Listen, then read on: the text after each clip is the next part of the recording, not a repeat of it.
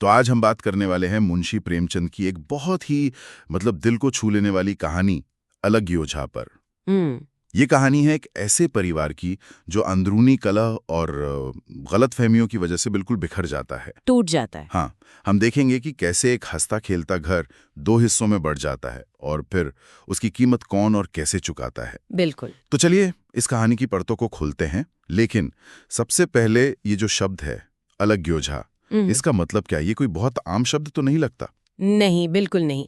अलग योझा का सीधा मतलब तो है बंटवारा या अलगाव। अच्छा। लेकिन प्रेमचंद यहाँ सिर्फ जमीन या घर की दीवारों के बंटवारे की बात नहीं कर रहे हैं। ये दिलों के बंटवारे की कहानी है। वो भावनात्मक दूरी है ना। साइकोलॉजिकल सेपरेशन जिसे कहते हैं। हाँ, बिल्कुल। जब लोग एक छत के नीचे रहते हुए भी एक दूसरे से एकदम अलग हो जाते हैं, तो ये कहानी घर के बंटवारे से कहीं ज्यादा दिलों के बंटवारे की है। बहुत दिलचस्प। तो कहानी की शुरुआत होती है एक 10 साल के लड़के रघु से। उसकी सौतेली माँ है पन्ना, और उसने रघु की जिंदगी नरक बना रखी है। उससे घर का सारा काम करवाया जाता है, गोबर उठाने से लेकर बर्तन मांजने तक। और पन्ना खुद कोई काम नहीं करती। बिल्कुल। तो यहाँ मेरे मन में एक सवाल आता है कि उसका अपना पिता भोला वो ये सब कैसे देख सकता था? हाँ। क्या वो इतना कमजोर था या उसे कोई परवाह नहीं थी? नहीं, ये बहुत ही अच्छा सवाल है। और देखिए, प्रेमचंद यहाँ ग्रामीण समाज की उस सच्चाई को दिखाते हैं, है ना? हाँ। कि जहाँ दूसरी पत्नी आती है तो अक्सर जो पुरुष है वो या तो असहाय हो जाता है या फिर वो अपनी नई गृहस्थी में इतना रम जाता है कि उसे पहली संतान की कोई सुधि ही नहीं रहती। और भोला के साथ भी यही हुआ।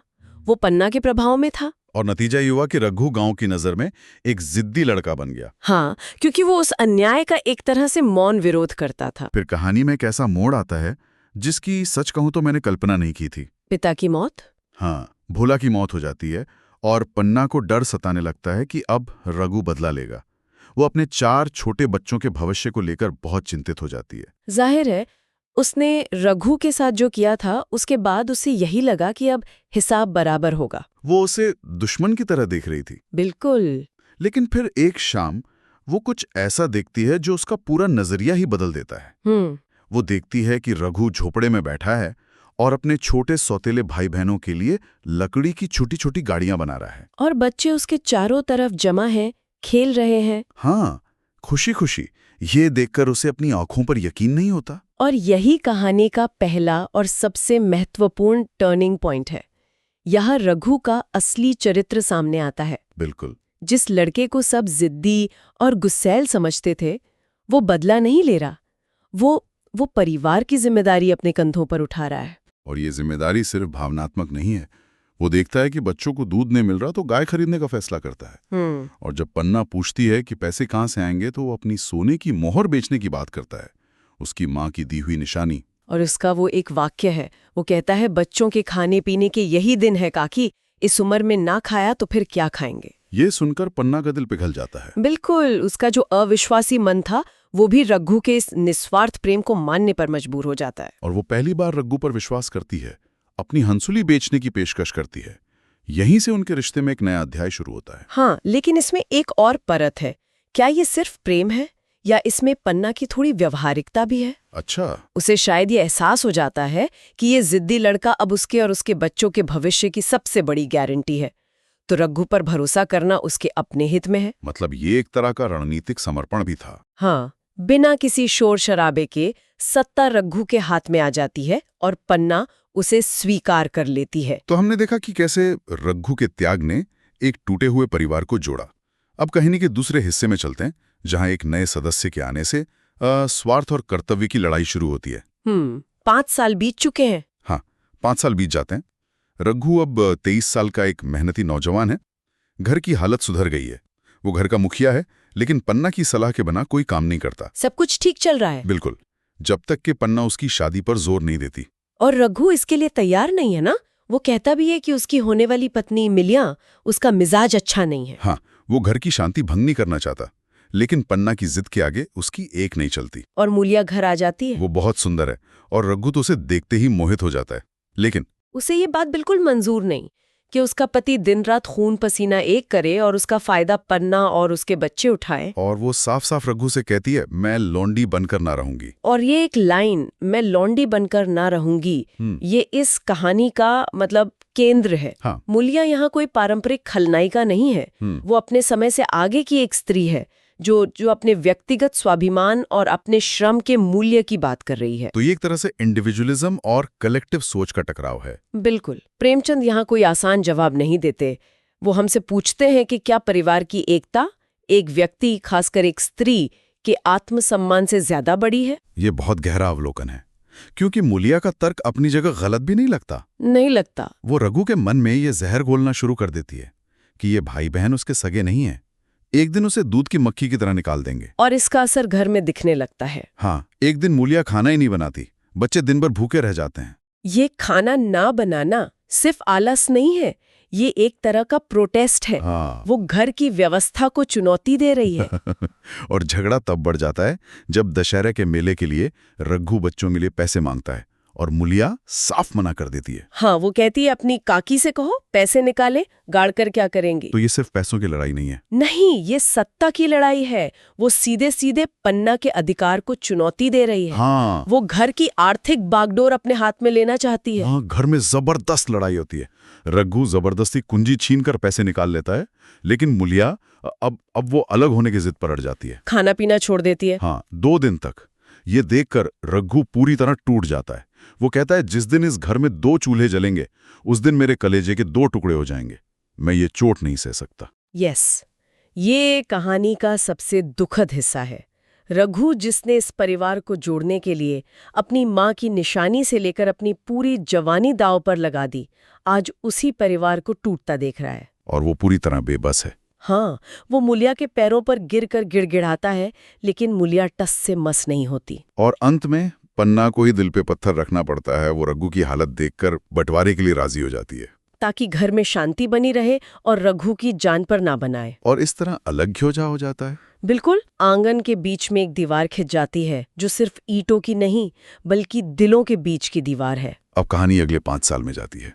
आंगन में दीवार है, खेत बट गए हैं, और रघु, जो अब 2 बच्चों का बाप है, वो जवानी में ही बूढ़ा दिखने लगा है। बाल खिचड़ी हो गए हैं, कमर झुक गई है और खांसी ने उसे जर्जर कर दिया है। तो सिर्फ 5 साल में रघु का ये हाल, ये सिर्फ शारीरिक थकावट तो नहीं थी ना? नहीं, ये आत्मा का क्षय था।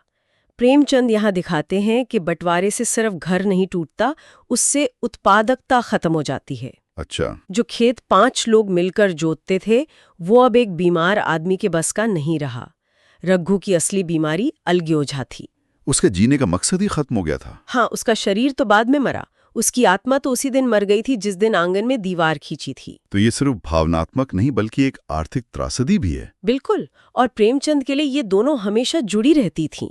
रघु अकेला पड़ जाता है, उस पर कर्ज चढ़ जाता है, और सबसे ज्यादा दुख की बात यह है कि उसके भाई, हाँ, उसके भाई जिन्हें उसने अपने बच्चों की तरह पाला पोसा था, अब वो भी उससे बात नहीं करते, वो उसका मजाक उड़ाते हैं। वो कहते हैं कि भैया समझते थे कि अलग होकर सोने की ईंटें रख लेंगे। वो ये समझते ही नहीं कि ये बंटवारा रघु ने अपनी मर्जी से नहीं किया था। और फिर एक दिन रघु का वो टिमटिमाता हुआ जीवन दीपक बुझ जाता है। खाना बनाकर नहीं आता।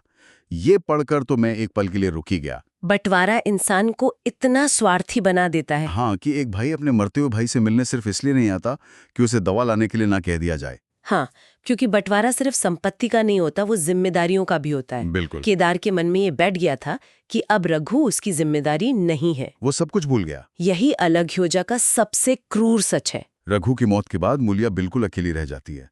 जिस आजादी के लिए, जिस मालकिन बनने के हक के लिए उसने घर तोड़ा था, वही आजादी अब उसे बोझ लगने लगती है। हाँ, वो अकेली खेती कैसे संभालेगी, बच्चों को कैसे पालेगी। और यहीं से कहानी में पश्चाताप और प्रायश्चित का दौर शुरू होता है। इस मुश्किल घड़ी में पन्ना और केदार, वही लोग उसकी मदद के लिए आगे आते हैं। केदार को अपनी गलती का गहरा एहसास होता है। वो पन्ना से रोकर कहता है, अम्मा, भैया इसी अलग्योज के दुख से मर गए, नहीं तो अभी उनकी उम्र ही क्या थी। अब उसे समझ आता है। हाँ, और वो रघु के बच्चों की पूरी जिम्मेदारी अपने कंधों पर उठा लेता है। ये एक तरह का प्रायश्चित है। वो अपने भाई के प्रति जो कर्तव्य उनकी जिंदगी में नहीं निभा पाया, अब उनके बच्चों के प्रति निभाकर उस कर्ज को उतारना चाहता है। और मूलिया, उसे पहली बार अपनी स्वार्थपरता पर शर्म आती है। उसे एहसास होता है कि उसने क्या खो दिया है। उसे समझ आता है कि जिस एकता को उसने बंधन समझा था, असल में वही उसकी सबसे बड़ी सुरक्षा थी। कहानी का अंत 5 साल बाद होता है। अब केदार घर का मालिक है और मुलिया घर की मालकिन। दोनों परिवार फिर से एक हो गए हैं। केदार ने रघु के बेटों को अपना मान लिया है, लेकिन वो शादी करने से साफ इनकार कर देता है। हाँ, और जब पन्ना उससे वजह पूछती है तो उसका जवाब बहुत कुछ कहता है। वो कहता है, जब भैया जैसे आदमी का मिजाज बदल गया तो फिर दूसरों की क्या गिनती। ये दिखाता है कि रघु का टूटना उसके मन पर कितना गहरा घाव छोड़ गया है। वो शादी के रिश्ते से ही डरने लगा है। लेकिन पन्ना, जो बूढ़ी और अनुभवी हो चुकी है, वो केदार के मन की बात समझ जाती है। वो जानती है कि केदार का दिल मुलिया पर आया हुआ है। तो वो एक बहुत ही खूबसूरत कदम उठाती है। वो सीधे बात नहीं करती। वो पहले मुलिया से कहती है कि केदार के लिए एक लड़की ढूंढी है। और जब मुलिया उस लड़की से मिलने की जिद करती है तो पन्ना कहती है, बता दूं, वो तू ही है। और प्रेमचंद लिखते हैं कि ये सुनकर सालों से जो मुलिया का चेहरा उदासी से पीला पड़ गया था, वो कमल की तरह खिल उठता है। बिल्कुल।